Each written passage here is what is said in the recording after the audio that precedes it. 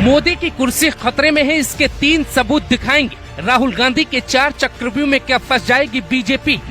जन्मदिन से पहले पीएम मोदी को तोहफा भेंट करने की तैयारी, विदेशी ताकतें तैयार, अमेरिका पाकिस्तान का साथ।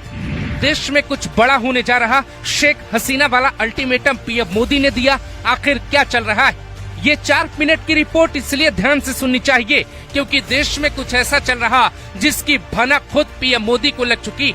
बांग्लादेश में तख्ता पलट से ठीक पहले शेख हसीना ने कहा था, मैं देश को नहीं झुकने दूंगी, कुछ ताकतें मुझे झुकाने की कोशिश कर रही। ठीक कुछ महीने बाद बांग्लादेश की तस्वीरें बदल गई। ठीक यही बात पीएम मोदी क्यों दोहराते? 7 अगस्त को पीएम का ये बयान आया। 7 अगस्त को ही दिल्ली में राहुल गांधी वोट चोरी को लेकर कुछ सबूत लेकर आए।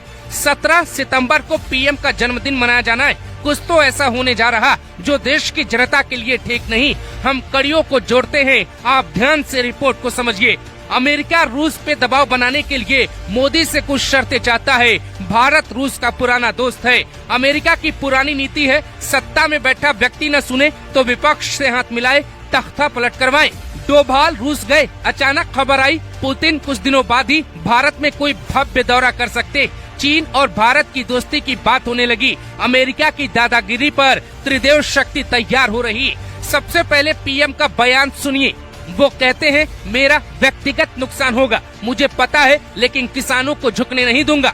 और मैं जानता हूँ व्यक्तिगत रूप से मुझे बहुत बड़ी कीमत चुकानी पड़ेगी, लेकिन मैं इसके लिए तैयार हूं। मेरे देश के किसानों के लिए, मेरे देश के मछुआरों के लिए, मेरे देश के पशुपालकों के लिए आज भारत तैयार है। 2021 में जब भारत में किसान आंदोलन चल रहा था, तब अमेरिकी डीप स्टेट ने मोदी सरकार गिराने की कोशिश की थी। ये रिपोर्ट अमेरिका में ट्रंप ने खुद सार्वजनिक की थी। तो क्या वही डीप स्टेट फिर से मोदी की कुर्सी चाहता है या अपनी शर्तें मनवाना चाहता है? क्या भारत पे कोई दबाव डाला जा रहा? डीप स्टेट के काम करने का तरीका कैसा होता है, जरा वो भी समझिए। पहले CIA के एजेंट अलग अलग मिशन पे लगाए जाते, आर्थिक मोर्चों पे घेराबंदी की जाती, देश में सरकार के खिलाफ माहौल खराब किया जाता है। राहुल गांधी महाराष्ट्र चुनाव का मुद्दा लेकर आए, चुनाव आयोग पे चोरी का आरोप लगा रहे। पहले EVM बहाना था, अब निशाना चुनाव आयोग पर आ गया है। ये कुछ कदम बताते हैं कि देश में कुछ चल रहा है। राहुल गांधी मोदी को लोकतंत्र का हत्यारा बताना चाहते हैं। उन्होंने अपनी स्पीच में क्रिमिनल एविडेंस का जिक्र किया, यानी कि मोदी शाह की जोड़ी ने चुनाव आयोग के साथ मिलकर कोई ऐसी धोखाधड़ी की है जिसे अपराध कहा जा सकता है। इसीलिए वो आयोग पे निशाना लगा रहे। अगर उनके पास सबूत थे तो वो कोर्ट क्यों नहीं गए? अगर चुनाव आयोग कुछ गलत कर रहा तो सबूत सुप्रीम कोर्ट में क्यों नहीं दिखाते? वकीलों की फौज खड़ी करें, लेकिन मीडिया ट्रायल के पीछे का एजेंडा आखिर क्या है? ट्रंप, राहुल गांधी, पूरा विपक्ष एक सुर में कैसे एक ही बयान बार बार दे रहा है? ट्रंप को जवाब देना भारत का काम है। भारत की जनता मोदी के साथ है। फिर राहुल गांधी और उनके साथ पूरा विपक्ष ट्रंप के बयानों से ज्यादा खुश क्यों दिखाई दे रहा है?